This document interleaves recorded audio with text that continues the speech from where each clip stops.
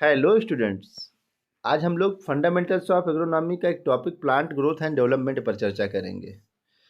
वैसे तो plant growth या वृद्धि एवं विकास जो शब्द है, इसकी अगर अर्थ की बात की जाए, सब लोग एक ही शब्द का अर्थ मानते हैं कि हाँ, वृद्धि एवं विकास शब्द का अर्थ एक ही है। लेकिन दोनों शब्दों का अर्थ अलग अलग है। वृद्धि का मतलब हम समझते हैं मात्रात्मक परिवर्तन से, मतलब संख्यात्मक परिवर्तन जब होता है किसी भी वस्तु या जीवधारी में, तो उसे कहते हैं वृद्धि। और जब गुणात्मक परिवर्तन होता है उसे कहते हैं विकास। जैसे हम भारत के विकास की बात करते हैं ना, वृद्धि की बात करते हैं। क्लियर है बात? हम विकास की बात करते हैं, भारत विकसित हो हमारा। क्लियर है बात? इसी प्रकार हम आगे एक एक टर्म को समझने का प्रयास करते हैं। वृद्धि क्या है?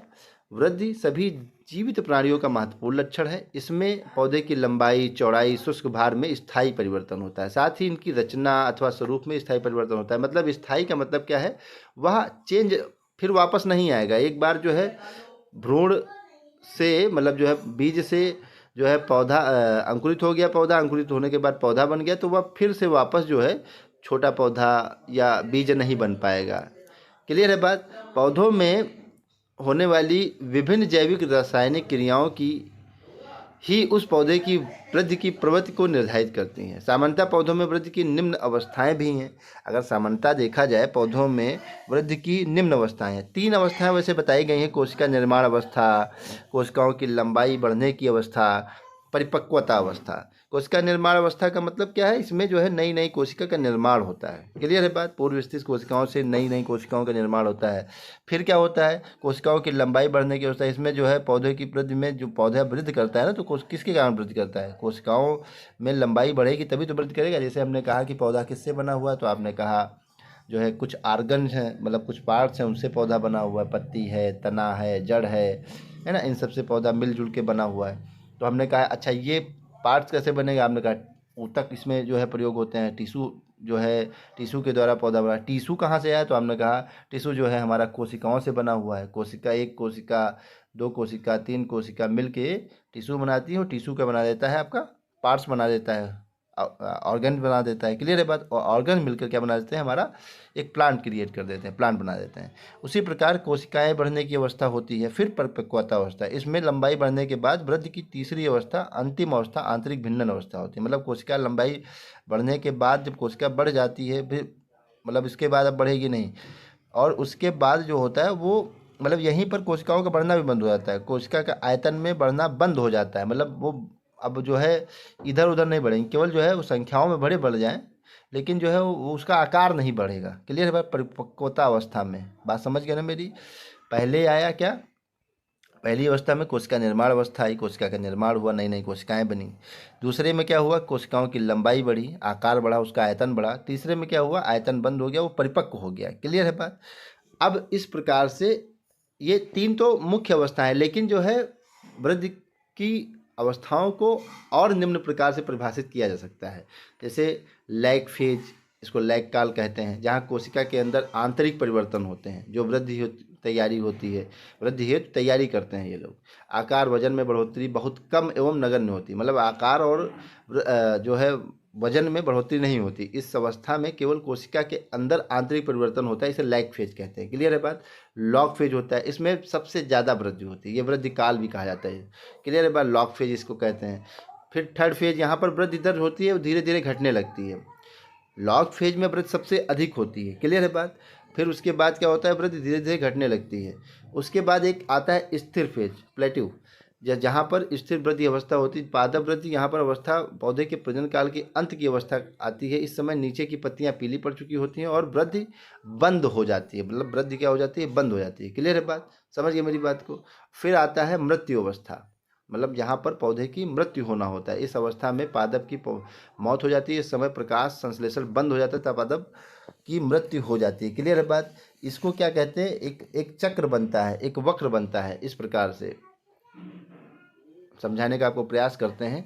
इस प्रकार से वक्र बना के जो है बताया गया है, जिसको सिग्मॉइड वक्र कहा जाता है। सिग्मॉइड वक्र मतलब कि एस के प्रकार का बनता है। यहाँ पर जो है आप देखते हो कि बीज पड़ा, उसके बाद जो है यहाँ पर जो है क्या है? बीज पड़ा है, आंतरिक आंतरिक परिवर्तन हो रहा है। उसके बाद क्या हुआ? आपका सेकेंड फेज आया। देखो कितना बढ़िया तरीके से वृद्धि हुई, यहाँ पर वृद्धि हुई। वृद्धि हुई, इसको सेकेंड फेज कहते हैं। उसके बाद यहाँ पर क्या हुआ, घटने लगा धीरे धीरे, देखो घट रहा है कि नहीं, अब नीचे की ओर झुका हुआ रहा है। फिर यहाँ जो है आपका चौथा फेज आ गया, मतलब स्थिर हो गया। और पांचवा क्या आ गया, मृत्यु आ गई। ये मृत्यु हो गई, यहाँ पर मृत्यु हो गई। क्लियर है बात, समझे कि नहीं मेरी बात को, ये मृत्यु हो गई, फिर नीचे आने लगा, मृत्यु हो गई। ये है 5 फेज। क्लियर है बात। अब बात कर लेते हैं विकास क्या है। वृद्धि का हम समझ गए ना, वृद्धि का मतलब एक प्रकार के संख्यात्मक परिवर्तन जो कि एक पौधों में होता है। क्लियर है बात। उसके आकार में परिवर्तन, उसके स्वरूप में परिवर्तन, उसकी लंबाई में परिवर्तन, उसकी चौड़ाई में परिवर्तन, उसके शुष्क भार में परिवर्तन, ये सब परिवर्तन क्या कहलाते हैं, वृद्धि कहलाते हैं पौधे। क्लियर है बात। अगर विकास की बात करें, विकास क्या है, विकास, हाँ, डेवलपमेंट। डेवलपमेंट क्या है, पौधे के शारीरिक भागों में होने वाला विभेदन अथवा परिवर्तन ही विकास कहलाता है, जैसे कल्ले निकलना, वालिया बनना, फूल आना आदि। क्लियर है बात। अतः विकास उन विभिन्न अवस्थाओं का परिवर्तन है जिसके फलस्वरूप पौधों में पुष्प प्रदान करने की दशा उत्पन्न होती है। मतलब सीधी सी बात है, कैसा गुणात्मक परिवर्तन जिसके कारण जो है पौधों में पुष्प प्रदान करने की दशा उत्पन्न होती है, उसे विकास कहते हैं। क्लियर है बात। वृद्धि के बाद ही विकास होता है ना।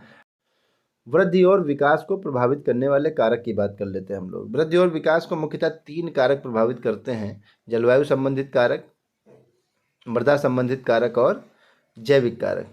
अगर जलवायु संबंधित कारक की बात करें हम लोग, तो जलवायु संबंधित कारक में प्रकाश आ जाता है। प्रकाश के सब पॉइंट हैं आपके: ड्यूरेशन ऑफ लाइट, प्रकाश की अवधि, प्रकाश की सघनता और प्रकाश का गुण आ जाता है। क्लियर है बात। प्रकाश, टेम्परेचर, ह्यूमिडिटी, विंड और रेनफॉल, तापमान, आर्द्रता, हवाएं और रेनफॉल, वर्षा जो है, ये वायुमंडलीय कारक या जलवायु कारक हैं जो कि आपका क्या करते हैं, पौधे की वृद्धि और विकास को प्रभावित करते हैं। एक एक को समझ लेते हैं हम लोग। प्रकाश, प्रकाश एक महत्वपूर्ण जो है कारक की भूमिका निभाता है पौधे की वृद्धि एवं विकास में। अगर प्रकाश सही रूप में, सही मात्रा में, अगर सही ढंग से पौधों को नहीं मिल पाया तो क्या होगा कि पौधे में भोजन नहीं बन पाएगा, क्योंकि भोजन बनने के लिए प्रकाश संश्लेषण क्रिया आवश्यक है। क्लियर है बात। तो पौधों में पहली बात तो प्रकाश सही अवधि का मिलना चाहिए, इसीलिए कहा गया ड्यूरेशन ऑफ लाइट। क्लियर है बात।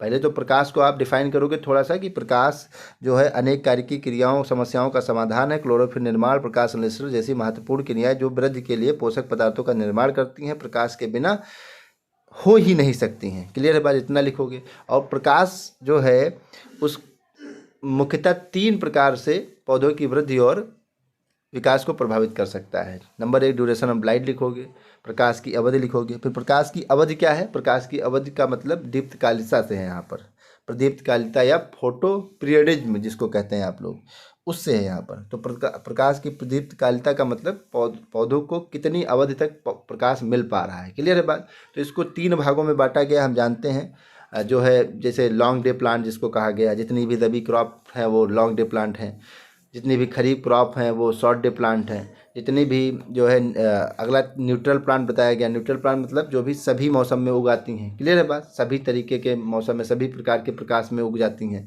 उन्हें न्यूट्रल प्लांट कहा गया। तो जैसे कि खरीफ ऋतु की फसलें हैं कुछ, उनको हम रबी ऋतु की फसलों में नहीं उगा सकते हैं, रबी ऋतु की फसलों को हम खरीफ ऋतु की फसलों में। इनका जो प्रकाश का जो एक अवधि है कि इतना प्रकाश मिलेगा तभी इसमें फल फूल बनेंगे। क्लियर है बात।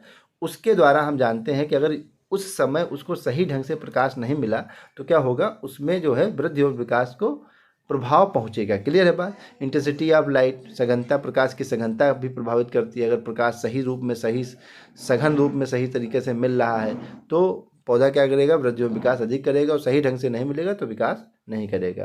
Quality of light, quality of light का मतलब पौधे की वृद्धि जो है हम जानते हैं सबसे अधिक लाल रंग के प्रकाश में होती है, नारंगी रंग के प्रकाश में होती है। हरे रंग के प्रकाश में सही तरीके से वृद्धि नहीं हो पाती, इसलिए लाल रंग का प्रकाश जो है पौधे को अधिक विकसित बनाता है। क्लियर है बात, ये आप लिख दोगे। अगला है टेम्परेचर। टेम्परेचर का मतलब तापमान। तापमान जो है भी पौधे की वृद्धि एवं विकास को प्रभावित करता है। मुख्यतः जो है उपयुक्त तापमान जो माना गया है वह 20 से 30 डिग्री सेल्सियस लगभग पौधों के लिए महत्वपूर्ण माना जाता है। लगभग जो है, जो फल फूल बनने की अवस्था होती है, 20 से 30 डिग्री सेल्सियस तापमान उपयुक्त हो सकता है सभी फसलों के लिए, लेकिन सभी फसलों का अलग अलग तापमान है। उसके सापेक्ष में एक बात है कि यहाँ पर क्या लिखना है आपको, क्या कहना है कि तापमान भी पौधे की वृद्धि एवं विकास को वृद्धि एवं विकास में महत्वपूर्ण भूमिका निभाता है।